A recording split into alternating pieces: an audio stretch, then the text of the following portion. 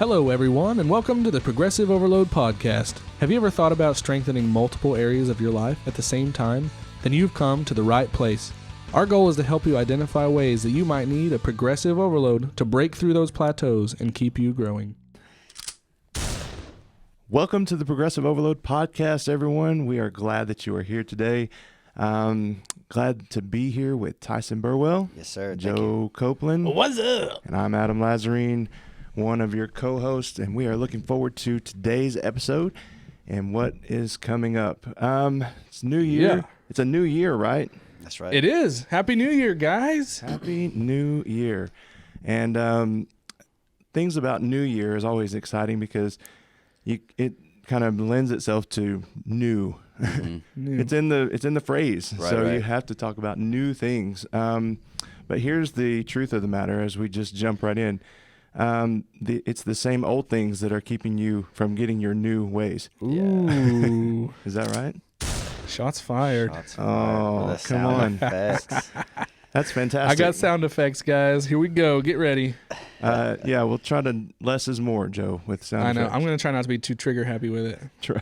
But I got sound effects for cuss words, for applauses, for like ba-doom, if somebody tells a joke. Oh man. If you hate that, just write us in and let us know. Joe, stop trying to do stuff like that, and I will. This is where your Patreon dollars go. Congratulations. This app was free. All right, good. Well, good deal. I'm glad to be here with you guys today. Let's jump right in. One of the things that is hardest about fitness and hardest about most people's weight loss journey is to have somebody walk in and tell them something that they don't want to hear. Am I wrong? You're not wrong. The hard pill to swallow. Hard That's pill to right. swallow. For somebody to walk up and go, you weigh what you weigh because of the choices you make. Yep. And that's about the nicest way I could possibly say that. Yeah. And I don't know that I've ever been told that. I mean, not in my weight loss or not about my health. Yeah. I've been told that in other ways. Yeah. You're dealing with this because of a decision that you made, Mm-hmm. kind of a deal. Right. I tell my children that it's kind of one of those things where you made your bed, you can lay in it kind of moments. Yeah. Right. But I don't know that I've been told that a whole lot in my life. So I've told myself that a lot, but I've never. Okay.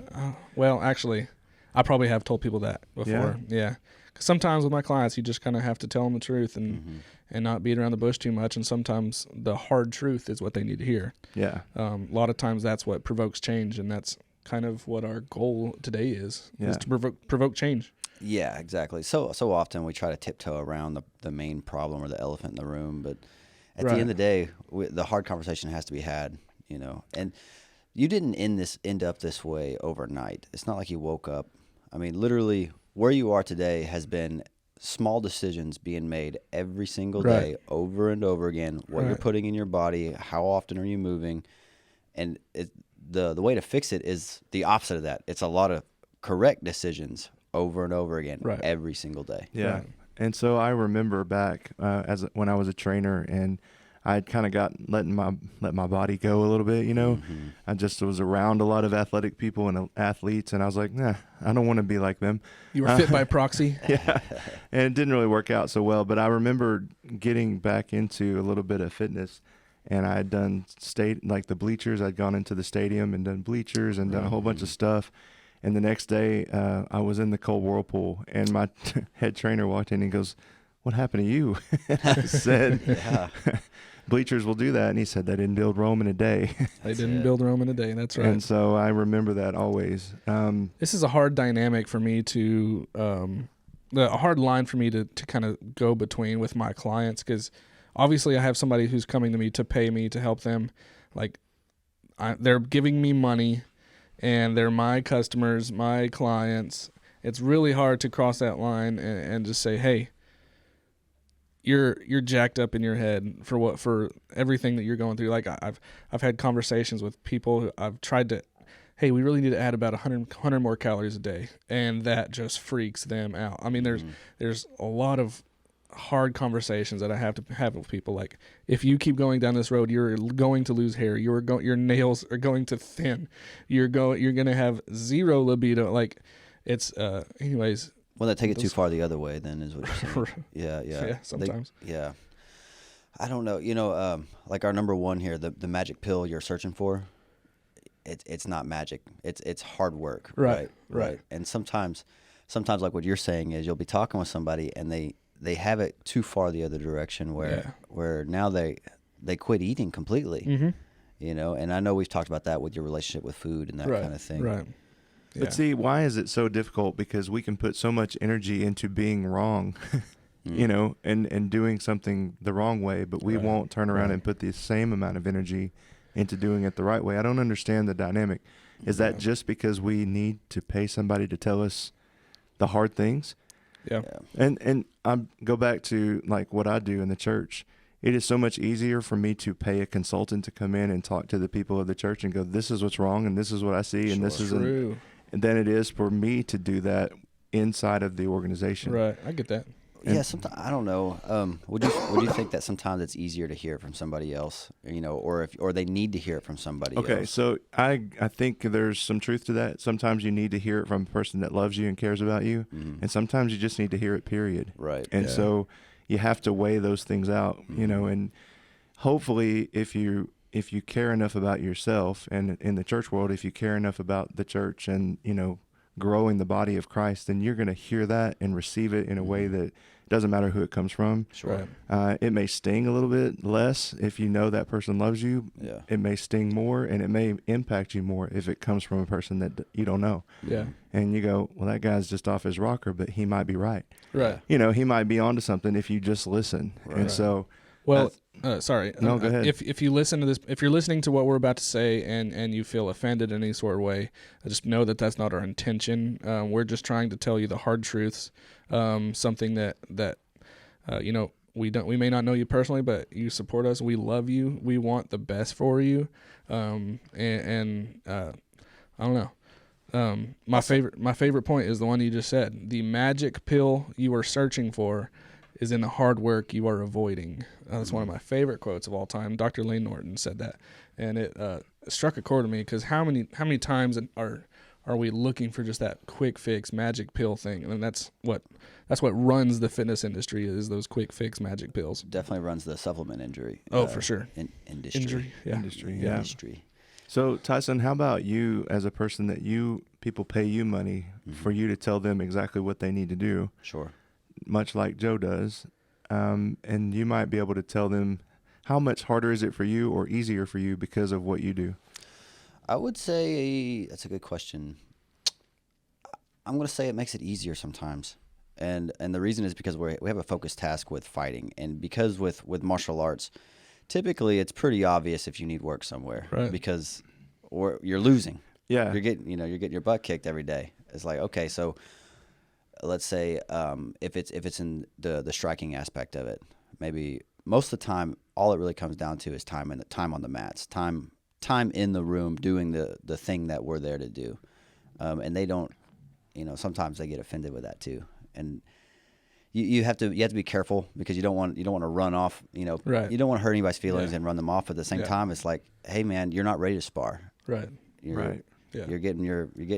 You're flinching too much when I throw a jab. You're not putting your block up. Like we need to drill some more before we can step up and go to the next level. I've lost clients from telling them the truth before. I mean, and it's just part of it.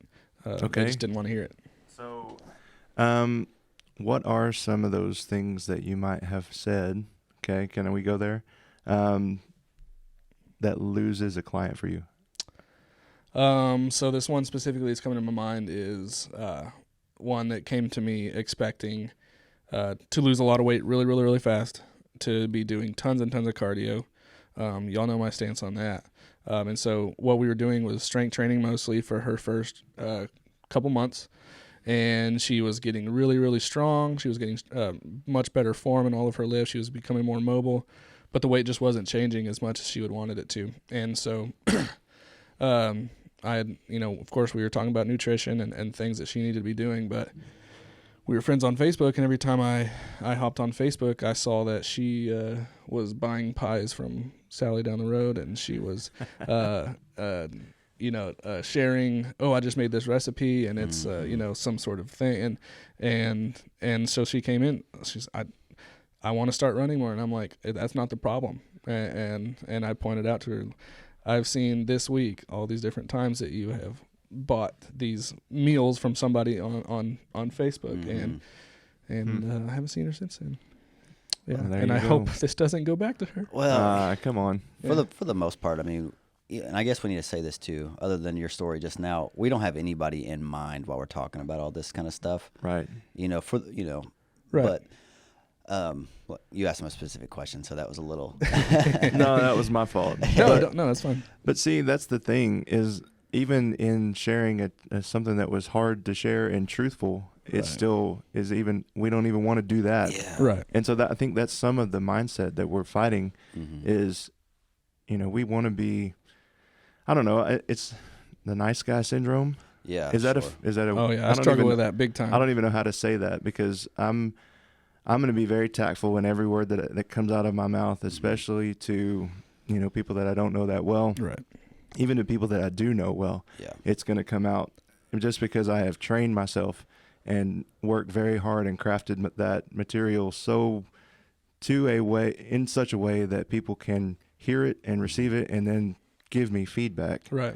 And so there's a loop there that we're looking for, I think, and that's hard because somebody that is coming to that place in their fitness journey, they may not want to hear it.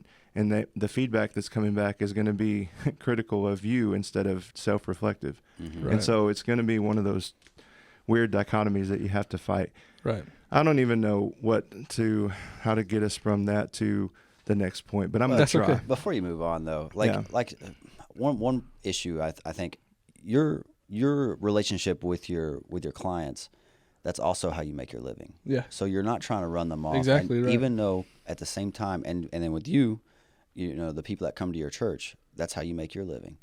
I know it's a lot more than that, but my point is trying to toe that line where you're not viewed as someone trying to tear somebody down, but at the same time they need to hear it. That's a hard thing to do sometimes. Mm-hmm. Well, For sure. so for me, it's actually a little bit different because my job is not to convict people. That's not Right. the job of the pastor. No. If the material that I give or that I teach or present on a Sunday morning or Wednesday night or whenever it is, if that material convicts someone, that was not my job. Right. Right. The conviction comes from the Holy Spirit, not from me. And so in that sense, my job is very simple. Mm-hmm. In the other way, once people have a conviction about something, then it becomes more difficult. Right. Because then you have to try to walk with them through, okay, what is that? Are they willing to share it? Are they willing to be honest about it? Right. And then how do you scripturally approach whatever that problem is or that issue is? Sure. And Yeah. so it's kind of a weird thing because it's really easy on the front end, but it's harder as it goes. Yeah. Yeah, I that get makes that. sense. That's good though. Number 2 is this is one of my favorite ones, and probably one that strikes the biggest chord with me, is being comfortable is killing you. So what does that go in y'all's brain when I say being comfortable? Not getting up, not moving. Yeah. So many people. How often do you hear, "Oh, I'm going to come into the gym eventually. Oh. I'll start at the beginning of the year. Right, I'll start right. after my birthday. I'll start after whenever I'm not busy with school." Right. You have all these hurdles that you put yourself up, and you're putting barriers in between Yeah. yourself and having to actually overcome and do something. Right. Yeah. I think of the word insanity. Insanity. Yes. Yep. And doing the same things over and over and expecting different Mhm. results. Mhm. That's insanity. Yeah. Sure. And so that comfort is doing the same thing over and over and over and Right. expecting it to be different on the back end when it's not going to be different. Right. And so it's just, whether it's your eating, whether it's my, desire to get up and come to the gym, or whether, Mm-hmm. no, it doesn't matter what the what is, it's just that it's the same thing over and over. Right. And I see what those results are, but I'm going to do the same thing and then expect different results. That's insane. Exactly. Yeah. So, Like for the better part of 2020 and 21, being comfortable is what got me down the road of gaining weight and being just so depressed and just so stagnant in every area of my life. I was scared to get out of my comfort zone and make changes. And so that was the biggest thing in my personal story this year, is getting out of my comfort zone. I never thought I would be the one that would video myself working out. And I was doing, it's just crazy to me that that's me. That I, knowing myself, who I was then, is comfortable with videoing themselves on Instagram right now, and being comfortable. Even I work in a gym. I manage the gym. There was a long time that I did not. There was probably a year's time that I did not work out in that gym once. I would work out in other gyms, but I was too scared and self-conscious to work out in that gym because of what I was afraid for the members to see me. That oh, look, the fat boy is finally working out, and I was so scared of maybe Tyson making a comment, oh, it's about time you get in here, or something like that. And I would have. Yes, and he would have. Yes, I was reasonable in that fear. No. Now let me commend you, because it's the opposite too. I definitely would have jabbed at you, but also, man, I think it's awesome that I see you on your lunch break go in there and get an hour's workout in 3-4 times a week. Yeah, for sure. And I think the other members see that too. Like, oh yeah, this absolutely. Yeah, the guy that I'm paying also clearly does this too. I see him in there doing it. Right. Yeah. And it just took a long time for me to just finally flip that switch and just say, screw it. I'm ready to get uncomfortable. I'm ready to talk on a podcast and talk about my journey and all my faults and how hopefully this story can resonate with somebody else and help them get out of their comfort zone this year. Mm-hmm. Yeah. So your own comfort was killing you, and the soundtracks that were playing in your brain were killing you as well. Absolutely. Yeah. It was stuck on one piece of the record. Yep. And so I don't know. Joe probably doesn't know what a record player is. Yeah, probably not. He's the young one. Yeah, but we know how you are with being... with references? No, it's funny, though. You're talking about comfort levels with even while still working out. That's the funny thing. And I found myself kind of doing the same thing, where you get comfortable with a certain lifting style, or like, yeah, I'm still lifting 3 times a week. I'm still pushing it. And I lie to myself saying, like, yeah, I'm really trying to overcome and progressively overload my body and everything else. Yeah. But I wasn't. Yeah. It was enough just to be at the gym 3 times a week, but I wasn't actually pushing myself when I was there. I'd be there talking with the guys, and then 30 only out of the hour, only actually lifted 30 of the 30 minutes of it. Yep, that's where I'm at right now. Yeah.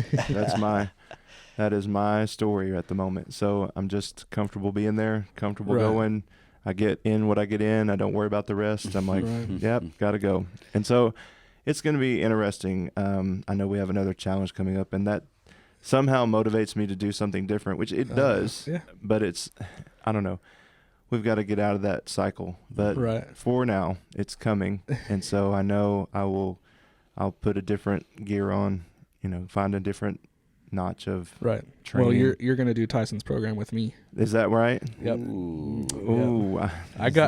I got publicly challenged, so I just you just challenged him. I'm as well. dragging you down with me. Is that it? Well, after 8 weeks, we got a fight at the end of it, so that's part of the challenge too. Ooh, okay. I'm kidding. We'll get some sumo suits. Yeah. What is so comfort? Obviously there's comfort food, and that's its own category. But what in somebody's nutrition? What does it look like when they're staying in their comfort zone with that? To me, and I just asked you all the question. I'm going to answer it. To me, it's like somebody who's just they're too scared to not get pleasure from a food, and that's probably a weird way to put that, but I know so many people that if it does not taste delicious, if it does not ooh and awe me, I'm not putting it in my mouth. And that happens so many times. Like, people are afraid to eat healthy food because it's disgusting, and that's just an excuse, happens, man. I know. It's the worst excuse too. But it's like I said at the very beginning, though. You got this way from making poor decisions over and over again. When you start looking at food as a comfort thing, like, I need, I want to eat because I'm having a bad day or whatever else, and instead, not looking at it as what it is. It's just fuel for your day. Right. It's fuel for what you're doing for the body. Yeah. So that's a good way to get to the next thought, is the new diet, the new exercise plan, the new program, the new whatever is not the answer. Right. So I think the answer would be somewhere in the middle of that. There's got to be balance to it, because you can go the other way. The other side of that is, just because it doesn't, ooh and ah me whenever I put it in my mouth, I'm not going to eat it. The other side of that is, I'm going to stay away from all that stuff because it probably tastes too good, and so I shouldn't be eating it. Right, yeah. There's a pendulum. There's some balance to it somewhere, and once you can find that balance, then I think you're on your way to a healthier you. Right. And for sure. Then you can enjoy food, You can use it as fuel, but also enjoy it and find Sure. a way to do both. Well, that's why I learned to cook. I learned to like cooking too. Right. And it all really became to figuring out my macros and being able to fuel my body for the workouts that I had in front of me. Right. But I don't know, man. I get tired of these fad diets. Yeah. I get tired of these new supplements that claim they can do all this crazy. Because we try to complicate fitness. We try to complicate nutrition. We try to and that's because if it's complicated and you don't understand it and I do, you can pay me money to show you how to do it. It's really not that big a deal. It literally is just macronutrients, which are just make up your calories, figure out how many calories you need to maintain your weight, and go 10% below it. That's it. That's it. It really is. Every diet in the history of man that has succeeded because they were in a caloric deficit. Yes, different diets work with different behaviors. Not blood types. Get that crap out of here. The blood type diet is the biggest scam in the world. While we're making people angry about everything. Have y'all heard of the blood type diet? It's so stupid. I heard. Yeah, you heard. But yeah, the newest thing, the newest, the shaker weight isn't the newest tonal or the newest mirror, the newest home piece of exercise equipment is not the answer to finally fixing your motivation or whatever. I don't know, man. Well, and that's the fitness, the other side. So nutrition is calories, right? With fitness, it's literally pick something up heavy in a good form and put it back down. Consistently. Yeah. And then for cardiovascular, get your heart rate up, whether it's swimming, running, walking fast, whatever. Just get your heart rate up. It's not complicated. But yet we have to throw all these little special terms and all these stuff. I mean, hell, we have a podcast about it right now. Right. But it's really not that hard. We make it that hard. Yeah. Do you think that we could translate that to the church? Ooh, I don't know. That's out of my wheelhouse. Come on, just try me. I mean, really, indulge me, because I can see that. you're talking about simplifying things. Sure. Okay, so you simplify the aspect of the church, and it's about your relationship with Christ. We got to nail that down. That's first thing. Yeah. And then after that, it's basically picking up something heavy and putting it down. Yeah. Picking up something heavy and putting it down, and figuring out how to do that and I would call the form filtering that through your relationship with Christ. Right. And so if you can do those things, then it's not that difficult. Right. So, yeah, man. How about we simplify it even further than that? What did Christ say? Basically, be a good person, right? And I know maybe that's simplifying it too far, but everybody inherently knows what that means. To do good by other people, right? Okay. I will agree with the fact that being a good person, I don't know. To me, when you say that, I want to say define good, because good begs for a definition. Yeah.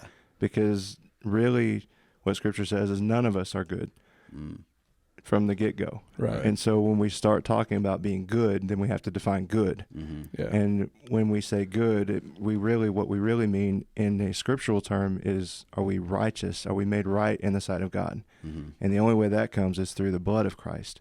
And so him dying on the cross for our sins and us believing that he died on the cross for our sins is what makes us right in his eyes. Right. Not our behavior. Right. And so behavior is a secondary issue with Christianity. And so it's kind of a, yes, we simplified it, and then I complicated it. Sure. That's what I was about to say that. that's what theologians do. And whenever I was getting my degree, my Master of Theology degree, that's what they said you're going to run into. People are going to make this way simple, and you're going to muddy it up for them, and then try to strip out all the good things and simplify it again. And so that's basically what we just did. So I like that answer. I don't know. It's to me, it's always about when fitness. We can make fitness about behavior. Mm-hmm. We can make Christianity about behavior to a point. Mm-hmm. Okay, but the behavior of a person that believes in God should be different than a person that does not. And that's where the muddiness comes, is because people claim to do that and don't have any different behavior. Does that make sense? Am I wrong in that? Well, I'll tell you, I've known plenty of people who don't believe in God that are great people. Absolutely. But that doesn't mean that they're going to go to heaven. I mean, scripturally, they are they're still not good if you want to go that route with what you would define as good. Right. And so Yeah. it's one of those things that you have to wrestle with. And maybe that's for another day, but it was just a way to, So it's another truth that is hard to hear. right. Certainly. When you asked that question about how can we relate that to the church, where my mind went is your relationship with God is not where it wants to be because of you, not because of your church or because of your pastor or because of this church doesn't have a really cool coffee bar when you walk in. It doesn't have this new fancy young worship pastor who's, you know, slaying the guitar or whatever. I don't know. That's where my mind went is your relationship with God is on you. It's not on anybody else. Yeah. There is a personal aspect to it. Yeah. Well, that's just accountability, right? Right. I mean, that's accountability all the way, and it goes right back to nutrition and the same thing. As I said before, I hate to go back to it. No, it's fine. But it literally is just the decisions you make, these small decisions you make every day, can determine where you are today. It's the same stuff. It's discipline. It's small things. It's accountability. It's all of those things wrapped into. But that's the interesting part is most people know what to do. Right. But for some reason we fail to do it constantly. Yeah. Yep. It's very true. But it's not just true about our fitness, journey. It's true about everything. Yeah. I know that I'm not supposed to go over the speed limit, yet I do it. Yeah, exactly. And then I get mad when I get in trouble for it. When I'm held accountable for it. Right. And so it's all those kind of things that people have to deal with and wrestle with. So how do we get to this whole idea of new in the new year? And, if something that you don't want to hear, then here's another one. The exercise you hate most is the one you need to be doing the most of. Yep. Yeah. I say that all the time. That makes me sad because right now the headspace that I'm in, when I don't like it, I'm like, I'll do a set or two, and then I'm like, I'm out. Dude, that has so been me this last 2 weeks. Isn't it? I have got end of year-itis, whatever that is. Oh man, I got heavy deadlift on my program today. I think I'm just gonna do some dumbbell RDLs and then call it good. It's the most taxing one on the nervous system. Heavy squats, heavy deadlifts. It's like, man, maybe just one set. Yeah, when you're not Maybe. feeling it, it's easy to talk yourself out of it. Oh yeah. Yeah. Oh yeah, you'll lie to yourself too. Like, man, I think I got a little twinge there. I better not push it too not. hard. I think I'm getting sick.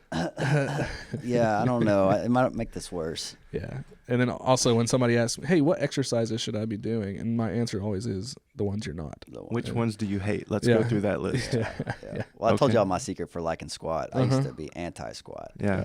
And now it's one of my favorite I love lifts. I Yeah. love I'm squats. loving them now. I'm having a lot of fun with squats. I'm gonna get my squat form a little bit better this year. How about that? Start with the hip mobility. Hip mobility is what Yeah. I need to start with. Yeah.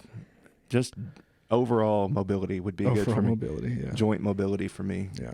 That's why I can't fight you, Tyson, because you would tap me out in about 3 seconds with my inflexible. Yeah. That's one of the reasons that he would. That's probably the top one. You know, It's funny. I was demonstrating a couple weeks ago the Kimura key lock, which is basically it's just a shoulder lock where you put the hand goes internally rotated and then behind the back and then up even further to put pressure onto that rotator cuff. And I was demonstrating on somebody, and as soon as I got their hand, I wasn't even hyper, but as soon as their hand would hit the mat, they're tapping out. Yeah. I was like, oh, Right. you're really tight here. Yeah. Yeah. And then you can start breaking them down too. Like, what's your workout like? I bet, lots of heavy bench, right? Lots of stuff that's in front of not so much. Yeah. they come in and they're all drawn up. Yeah. Terrible posture and everything else. Yeah. It's funny because you can always tell about people that overwork a certain area of their body. They don't have good balance. It's easy with leg day, people that skip leg day because they have the bird legs. But Sure. it's like a triangle. The people that have, their shoulders are rolled forward and everything's pulled in because they've been doing chest, presses and No bench. rows. Yeah, nothing for the back. Yeah. It's tough. There's a But- guy that coaches a concept that for every rep that you push, you need to do triple that with a pull. So if you do 3 sets of 10 bench press, you do 6 sets of 10 on the rows. Wow. And it's I kind of like it. I've never followed through with it or I've never done it, but I think it would be a good plan. Yeah, you never see anybody overdeveloped in their back so much. Yeah. I don't know. It's hard to develop dysfunction with an overactive back. Sure. Yeah. So So. interesting. Another reason, actually, I was going to say this earlier. It's not written on our list, but another reason that you're not progressing in the gym is just because you're not pushing yourself hard enough in the gym. This is something that I see a lot. For some of my clients that I have, I'm not training them one-on-one, but I'm building programs for them. And no, I'm not talking about you specifically, Adam. But a lot of times I'll get some of their feedback and they're like, I just don't think the workout was hard enough. And then what I'll tell them was like, okay, how much weight did you use on this? And they're like, that was a 20-pound dumbbell. I was like, and then I'll be like, I had 50 pounds prescribed. Why did you only use 20? You know, they're not going to the intensity that they can for their prescription. And so that's a big one that I see a lot. Yeah. Like, why are you paying me for ask for my advice Right. and then to not To follow do half it? the workout or Yeah, something it like doesn't that. make any Right. sense. Yeah. The same reason that people come to church and listen to a sermon and don't do anything that says. So true. Did I say that? Is that hard to hear? It is.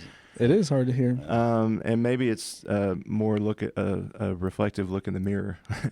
I get prepared for all of that stuff, and then I have to wrestle with, gosh, did I do all this stuff this week? Right. You know, Right. and it's not about necessarily behavior modification. It's about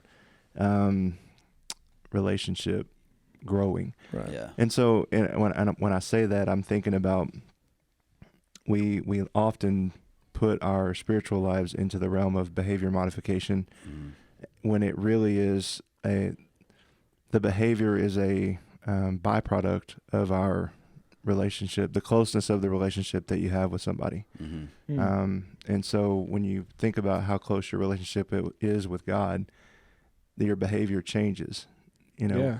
And if you don't, when you feel like, gosh, I'm just far away from that person or far away from God, then my behavior reflects that. Right. Kind of a deal. Right. And so, and it's the same thing with working out and accountability and Sure. all the things that we're talking about here with our fitness. It's, if I know that you guys are going to be all over me if I don't, finish that rep, I'm going to put, my behavior is going to be modified Yeah.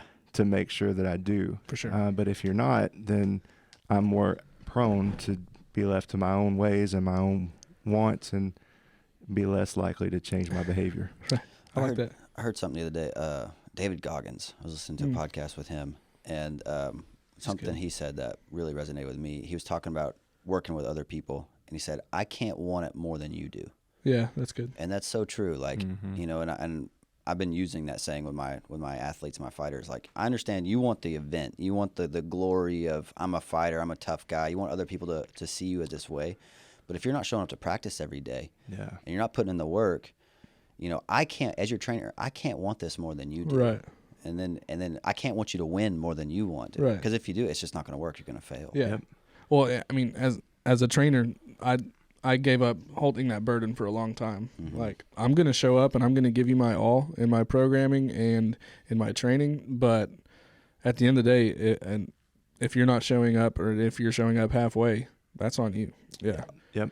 And I go back to my thoughts, my time as an athletic trainer, and I hear people all the time, I just want to be well.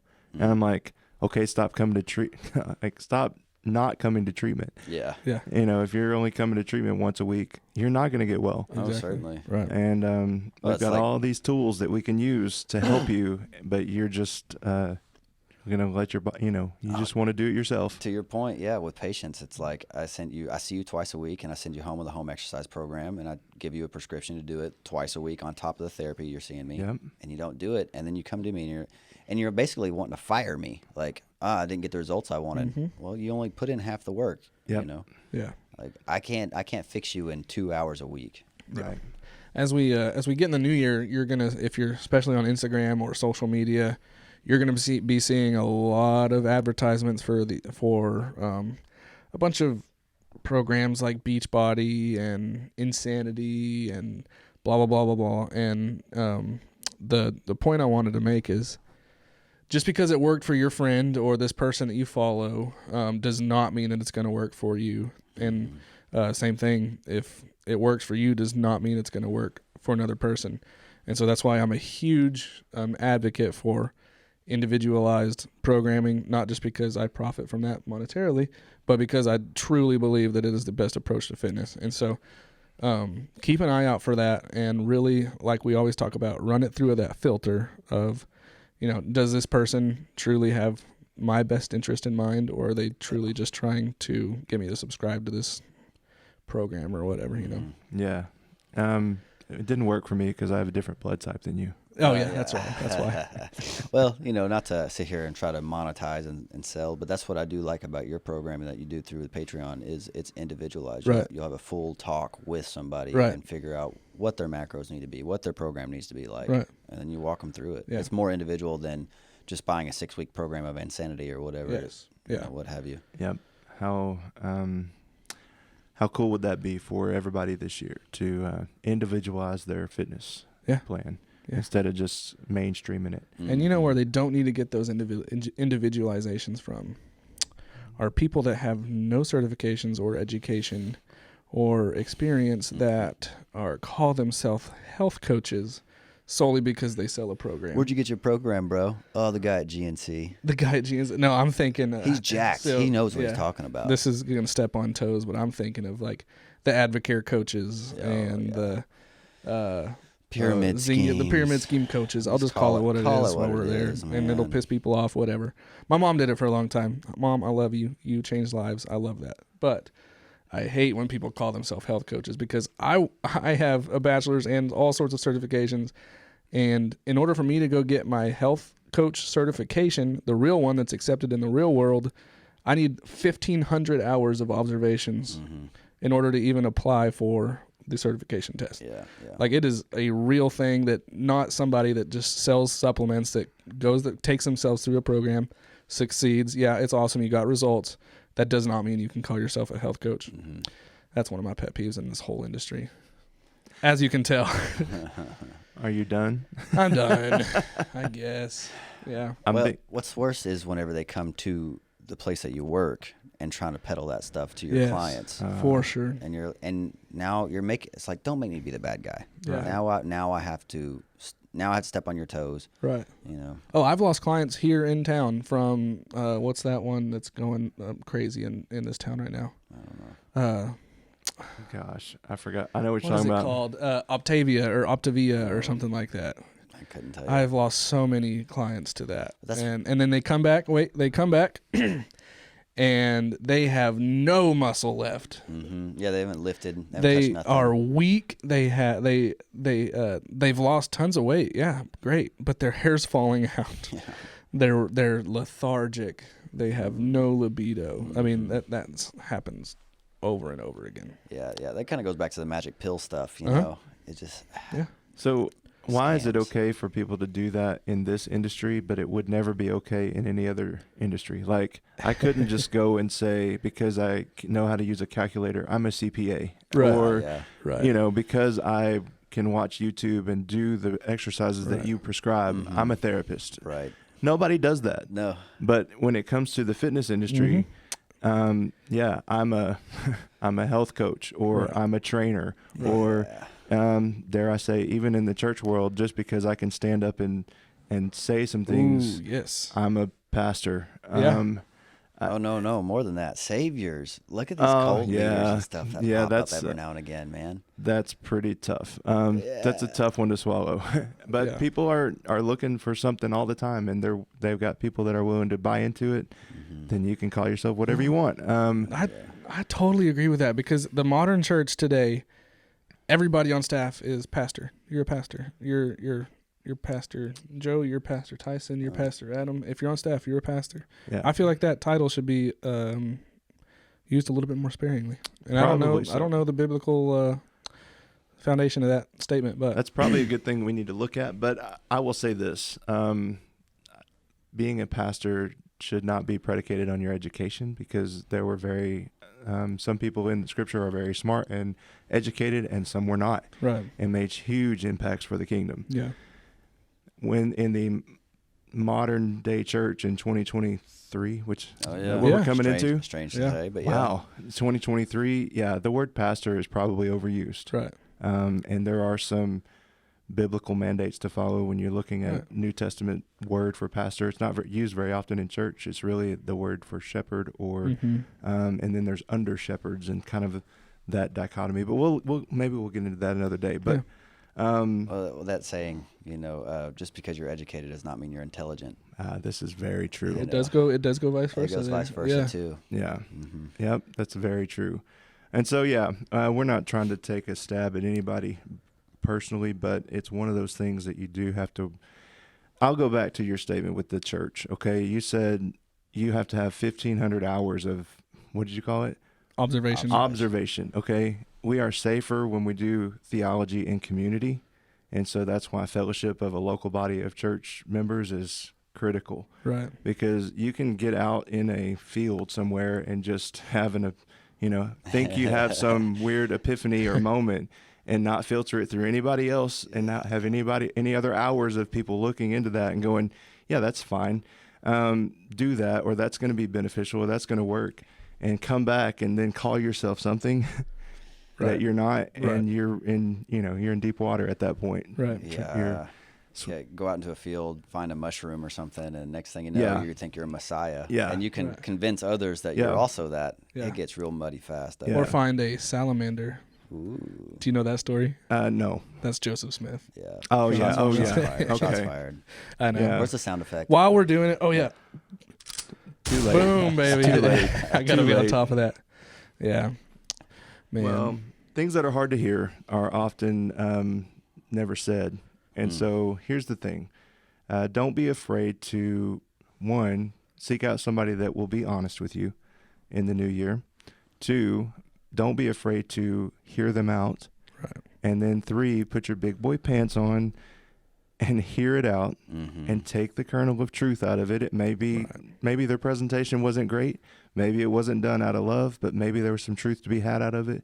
Just hear it and let it soak in and filter it out and see what comes of it, because there's Sure. probably some truth in it somewhere. That's such a good message for everyone is learning that filter. If you get a piece of information from somebody online, filter it. If you get a vision from the Holy Spirit, filter it through people, or whatever that looks like. That's such a good message. Yeah. Learn how to filter. There you go. And if you want change this year, nobody's gonna give it to you. You don't deserve it.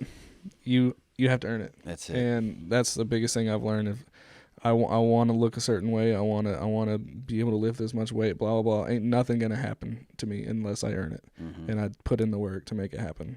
Yeah. There you go. There you go. So All right, Progressive Overload people. we hope you come back next week, even if we pissed you off a little bit. Yeah, come back and we'll filter out some more information for you. That's right. And we're grateful for all of your support. Don't forget to check us out on all of the social media platforms and Patreon. And we are looking forward to seeing you soon. But for today, it's hard to hear this, but we're out of time. So have a wonderful day, everybody, and we'll see you next time. See ya. Thanks for listening to the Progressive Overload podcast. We're honored to be a small part of your day. If you have any questions, comments, concerns, or are interested in sponsoring our efforts, please feel free to reach out via email. Find us at progressiveoverloadpod@gmail.com. Don't forget to subscribe and follow our podcast so you'll be notified when our next episode drops. And as always, you can help us reach the masses by sharing our podcast with your friends and family. And then check us out on Facebook and Instagram to follow our own personal journeys and get an inside look on our day-to-day lives. Thanks again, and we'll see you soon.